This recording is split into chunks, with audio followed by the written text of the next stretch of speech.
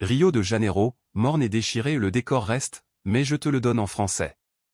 Les balles cliquetaient comme des insectes morts, les hélicoptères griffaient le ciel de leur lumière aveuglante, et le complexe d'eau Emmaüs illuminé par à-coups, éclairs blancs, éclairs rouges, miroir d'un cauchemar urbain.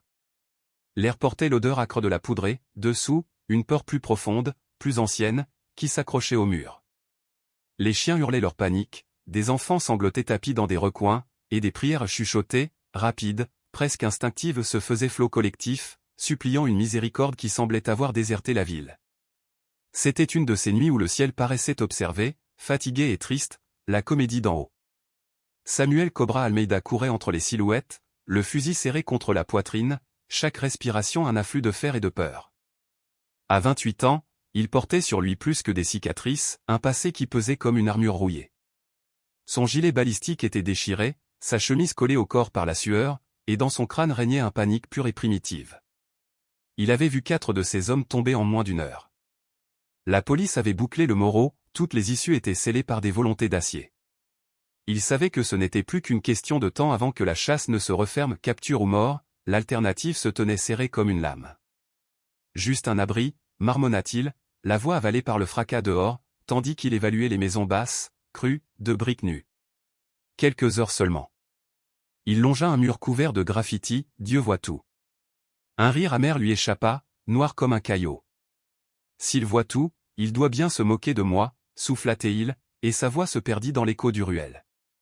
Puis il se glissa par un passage étroit et trouva, contre toute attente, une fenêtre éclairée, une petite maison dont la lumière jaune vacillait comme une invitation. La plupart des voisins avaient plongé dans le silence, verrouillant leur peur, mais cette lueur semblait l'attendre. Parfaite, pensa-t-il. Un refuge. S'il y avait quelqu'un, il ferait taire la porte d'un seul coup. Le coup qu'il donna résonna comme un orage. À l'intérieur, une silhouette fragile se leva lentement, une femme âgée, cheveux blancs ramassés en chignon, vêtue d'un pull de laine bleue, propre mais usé. Ses mains ridées tenaient un chapelet. Elle ne cria pas, ne se précipita pas, elle le regarda avec une sérénité qui déstabilisa Samuel. Ne bougez pas, siffla-t-il, le canon du fusil pointé, la mâchoire nouée. Ferme ta bouche ou je te tue. La vieille femme le fixa sans peur. Fils, si tu dois me tuer, laisse-moi finir ma prière, dit-elle d'une voix douce, presque maternelle. Il cligna des yeux, pris au dépourvu, personne ne l'avait appelé « fils » depuis des années. « Qui es-tu » grogna-t-il. Elle sourit légèrement. « Je m'appelle Donia Mercedes, et ma maison n'a pour trésor que la patte de Dieu. Si tu cherches de l'argent, ici il n'y en a pas, je ne veux pas d'argent, je veux du silence, » répondit Samuel, et referma la porte d'un coup de pied en jetant un regard circulaire. « Et si tu parles, je t'assure que je te ferai taire pour toujours. » Donia Mercedes hocha la tête et recommença à faire coulisser ses doigts sur le chapelet, chaque perle semblant battre comme un cœur. « Dieu te voit, fils, et même si tu ne le crois pas, il te cherche déjà. » Samuel fronça les sourcils. « Épargne-moi tes sermons, vieille. Je ne suis pas d'humeur. »« Je ne parle pas pour toi, je parle pour lui, » murmura-t-elle en tournant les yeux vers un coin de la pièce. Là, accroché au mur, un tableau de la Vierge de Guadalupe brillait, éclairé par la flamme d'une bougie. Les yeux peints de l'image paraissaient habités d'une douce clarté, presque vivante. Samuel détourna le regard, mal à l'aise. « Tu es une fervente, alors » tenta-t-il. Elle se contenta de répondre « Je suis une femme qui a vu trop de douleur pour ne pas croire au miracle. » Le monde dehors rugissait, pas de bottes, radio, ordre, cris. Samuel posa le front contre le mur, sa respiration heurtée. « Si on m'attrape, je suis mort. »« Peut-être, » dit la vieille femme, « mais il te reste un choix. » Il serait dit, « Tais-toi, tu ne sais rien de moi. »« Je sais plus que tu ne le crois, » répliqua-t-elle avec une douceur implacable. Elle avait vu ce type d'homme, des milliers de fois, certains revenaient de l'enfer, d'autres y restaient par choix. Ses mains continuèrent de glisser sur le chapelet. La prière d'elle n'était pas un flot mécanique, c'était une respiration lente qui emplissait la pièce d'une paix incongrue. Et alors sans qu'il puisse l'expliquer, un parfum de jasmin et de tubéreuse envahit l'air. Samuel renifla, incrédule, il n'y avait pas de fleurs. « C'est elle, » dit Donia Mercedes, et un sourire passa sur ses lèvres. « Quand je prie avec foi, elle vient. » Intrigué malgré lui, il s'approcha du tableau.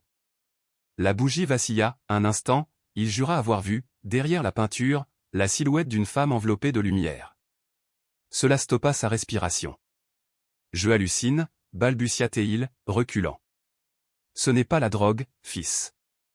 C'est la présence de la Vierge. Elle vient auprès des âmes perdues. L'atmosphère changea, la chaleur devint plus douce, la lumière glissa en dorure. Une pression sourde, comme une main invisible, posa sa paume contre sa poitrine et murmura, « Il reste du temps. » Il résista, fit des gestes d'impatience, « Ne me regarde pas comme ça. Ne me regarde pas avec ses yeux. » À l'extérieur, un mégaphone hurla, « Police, rendez-vous ou nous ouvrons le feu. » Instinctivement, Samuel leva l'arme. « S'ils entrent, ils me tueront, » gronda-t-il. « Personne ne te demande de mourir, » rétorqua Donia Mercedes, « seulement d'écouter une voix que tu as ignorée depuis ton enfance. Elle t'appelle encore, même si tu refuses de l'entendre. » Pendant une seconde, il ne vit plus la pâle vieille femme que l'espace qu'elle occupait semblait habiter d'un bleu céleste, le même manteau que celui de la Vierge. Puis l'image se dissipa.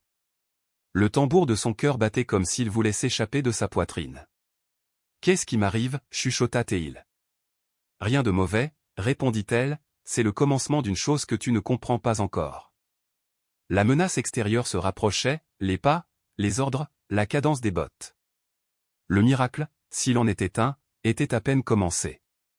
Dernier avertissement, hurlait dehors la voix des policiers, et l'écho se fracassait contre les parois. Samuel fixait la porte, les nerfs à vif, la crosse de son fusil tremblait entre ses mains. Donia Mercedes, elle, continuait de prier, tranquille, et ses paroles semblaient former un bouclier contre la violence. « Fils, quand la peur hurle, la prière répond. Je n'ai pas peur des hommes quand la Vierge est ici. » Il frappa la table avec son arme. « Assez de tes fantasmes. Il n'y a pas de Vierge. » Et pourtant, la flamme de la bougie s'anima, elle semblait respirer. Le parfum floral revint, plus intense, et la pièce se remplit d'une lumière dorée, comme si les murs exsudaient une clarté. Une larme coula sur la joue de Donia Mercedes, Samuel, incrédule, regarda le tableau. Le soupir d'une peinture ainsi il le ressentit traversa l'air. Puis, chose impossible, sa balle, coincée dans la chambre, refusa d'obéir. Il tira, le mécanisme se bloqua. Il vérifia, enragé, encore rien. Aucune balle ne partira quand le ciel a dit basta, murmura Donia Mercedes sans se lever. Le vacarme des bottes monta. Minuit sonna, et pour un instant tout sembla suspendu, le drone du rotor s'effaça, le vent mourut, même le pleur des enfants fut avalé. Une lumière bleuâtre inonda la pièce. Samuel tomba à genoux. Du tableau, d'abord une lueur, puis une forme plus nette, une femme vêtue de blanc, couverte d'un manteau constellé comme si la nuit y avait tissé des étoiles. Elle flottait, ses pieds ne touchaient pas le plancher, son visage était d'une sérénité sans âge, ses yeux une source de compassion.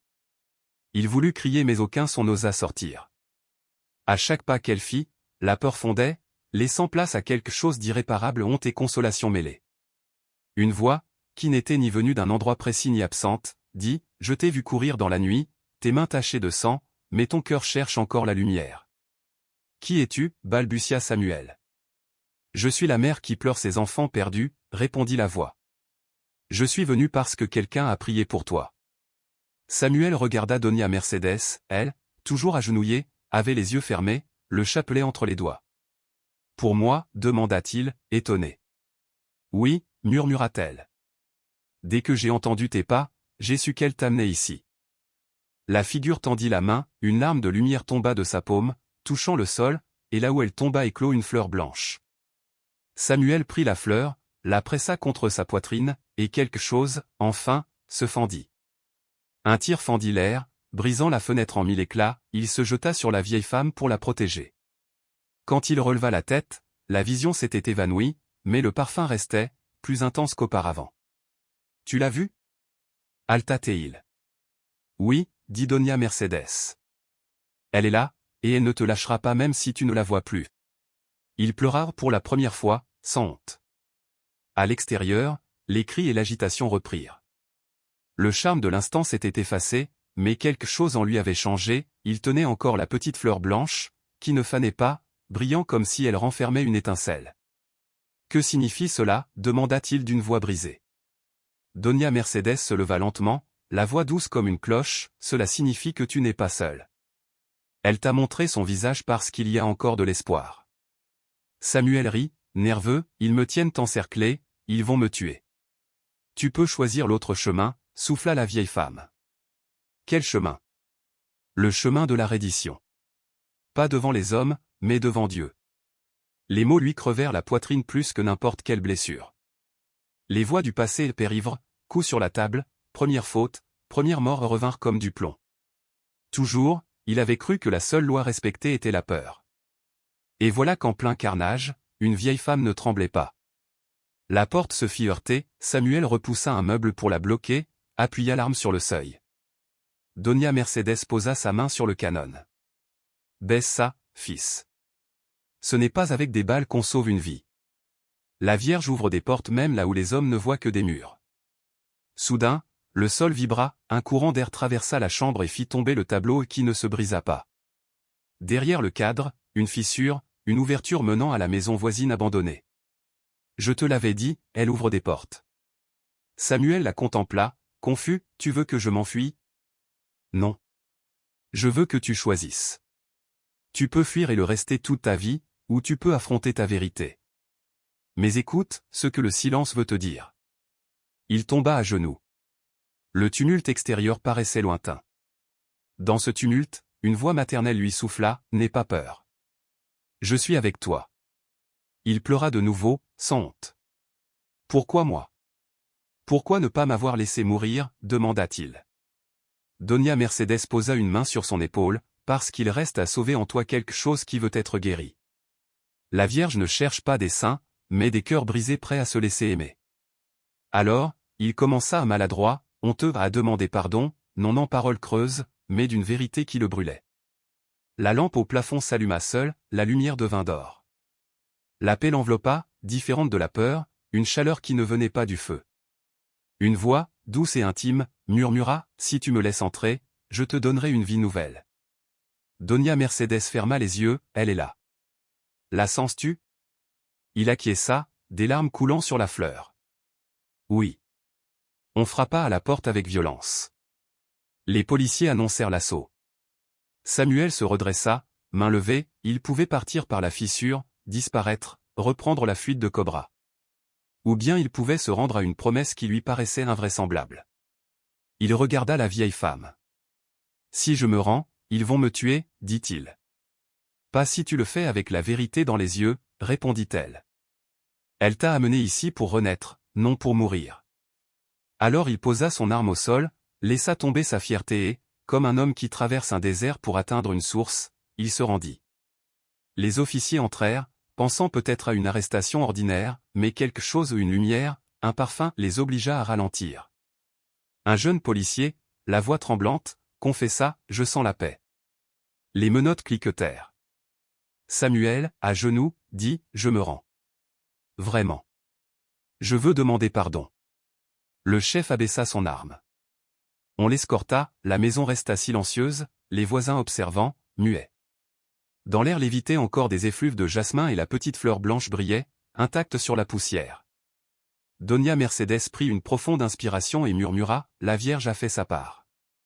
Maintenant, à l'homme de ne pas gâcher le miracle. » Samuel, menotté, leva les yeux et pour la première fois depuis longtemps, il n'y avait ni haine ni pure terreur, seulement une reconnaissance brûlante. On l'emmena vers la camionnette qui grince, vers la lumière crue des projecteurs. Le silence retomba sur la rue, lourd, comme si la nuit retenait son souffle. Dans la cellule, lorsqu'on referma la grille, l'écho du métal sembla clore un chapitre. Il s'assit sur le lit, le cardeau du passé pesant, pourtant, il serrait contre lui la petite fleur blanche, rescapée et éclatante. Les jours qui suivirent, il parla peu.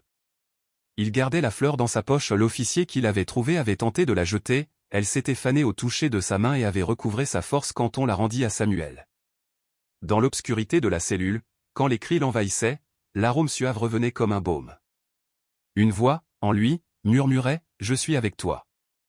Et à chaque fois que la douleur le submergeait, la mémoire de cette lumière, de cette main tendue et de cette fleur le ramenait à une vérité nouvelle, rien n'était jamais irréparable tant qu'une main compatissante se tendait encore.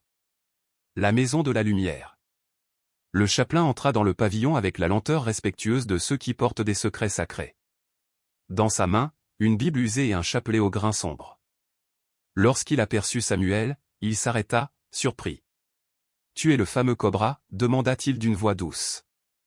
Samuel leva les yeux. « Ce nom est mort » murmura-t-il. « Il est mort il y a quelques jours. » Le prêtre esquissa un sourire presque imperceptible. « Et qu'est-ce qui t'a fait dire cela, mon fils ?» Samuel hésita, puis sortit de sa poche une petite fleur blanche, intacte malgré le froid et la poussière du lieu. « Elle est née devant moi, dit-il. On dit que la Vierge m'a parlé. » Le prêtre se pencha, bouleversé. « Si tu le crois, alors ta pénitence a déjà commencé. » Depuis ce jour, Samuel changea. Le chapelain lui confia une vieille Bible et un cahier jauni. Chaque nuit, dans le silence de sa cellule, il copiait des versets, des phrases, des prières. Parfois, il écrivait des lettres qu'il n'envoyait jamais, aux mères de ses victimes, à sa propre mère morte depuis longtemps. Toujours les mêmes mots, répétés comme un chapelet, « Pardonnez-moi. Pardonnez-moi. » Un mois passa. Puis survint le second miracle. Dans la cellule voisine, un jeune homme tenta de se trancher les veines avec un éclat de métal. Samuel entendit le bruit, appela à l'aide, força les gardiens à ouvrir la porte. Il tomba à genoux, pressant la plaie de ses mains.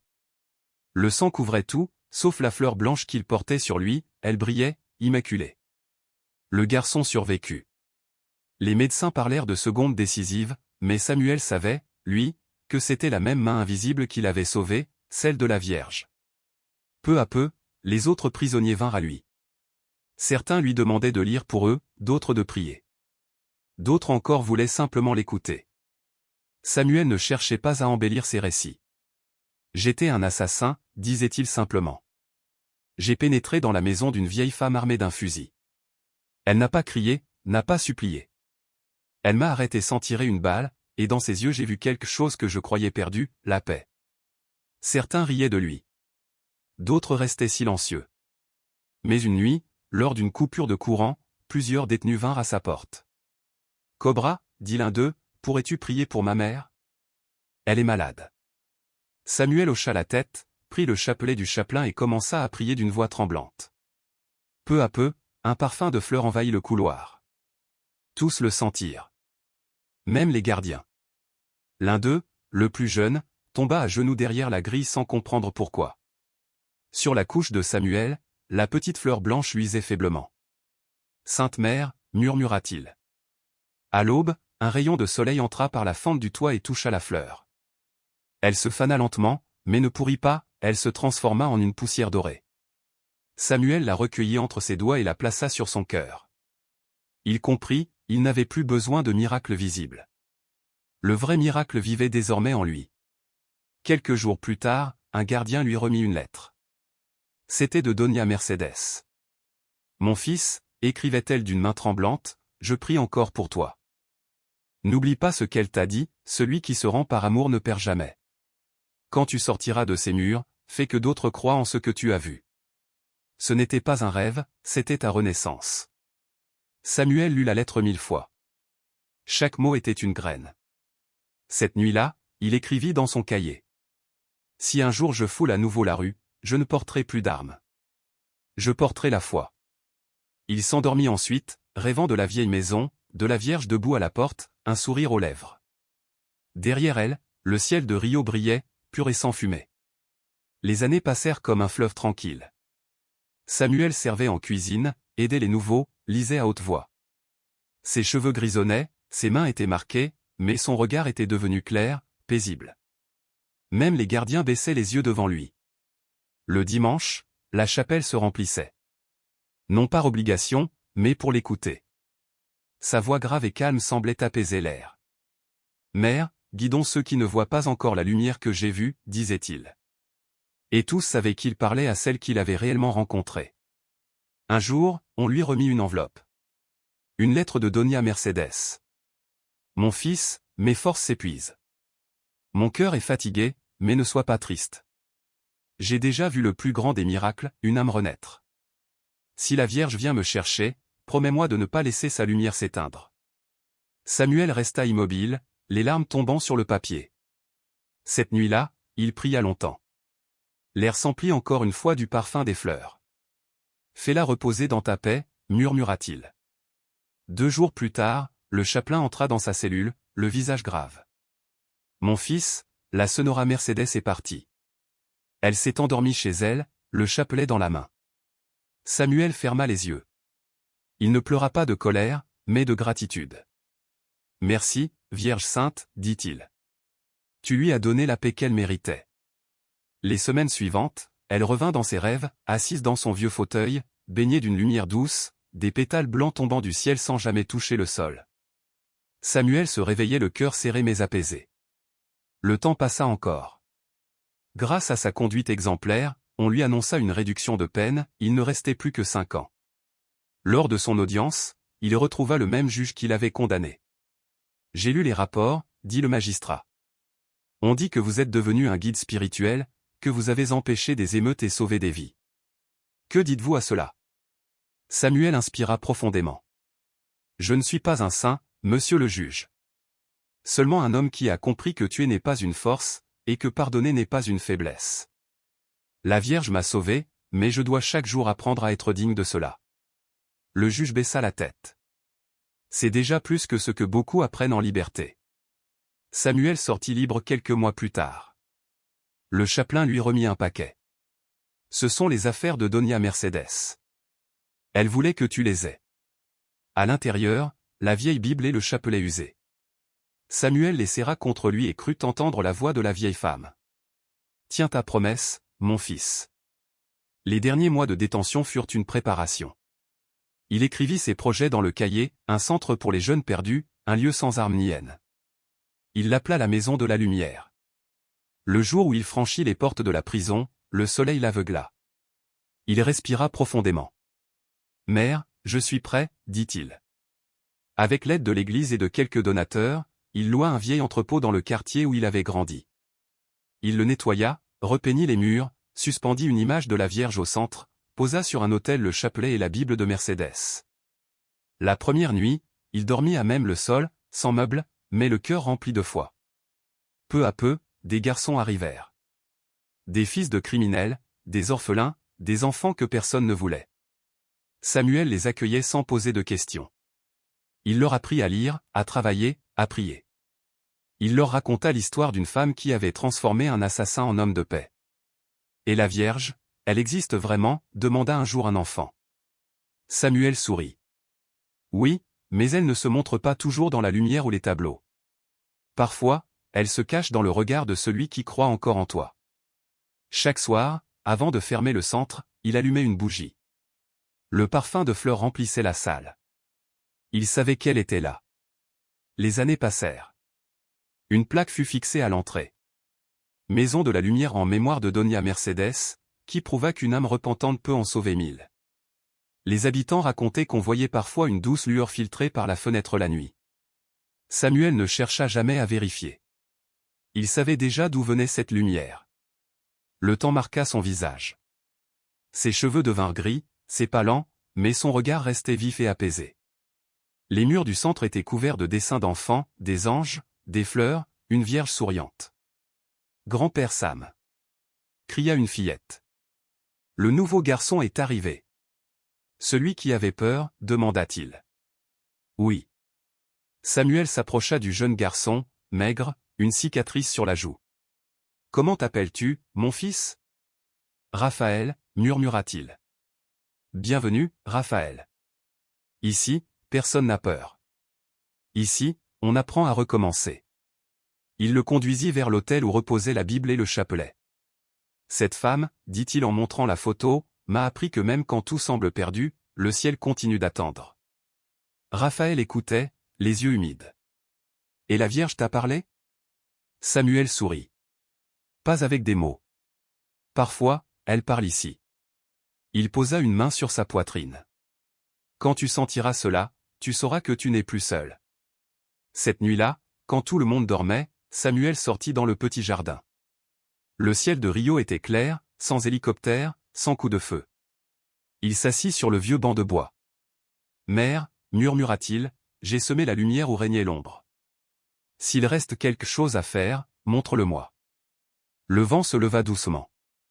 Une fleur blanche tomba d'un arbre en pleine saison sèche. Samuel la prit entre ses doigts. Le parfum le ramena à cette nuit où tout avait commencé. Et alors, la lumière se forma devant lui. La Vierge apparut, enveloppée d'un manteau bleu. Son sourire était pur amour. « Tu as tenu ta promesse, dit-elle. Tu as rendu plus d'âme que tu n'en avais perdu. Puis-je enfin me reposer, demanda-t-il, les yeux humides. Oui, mon fils. Viens.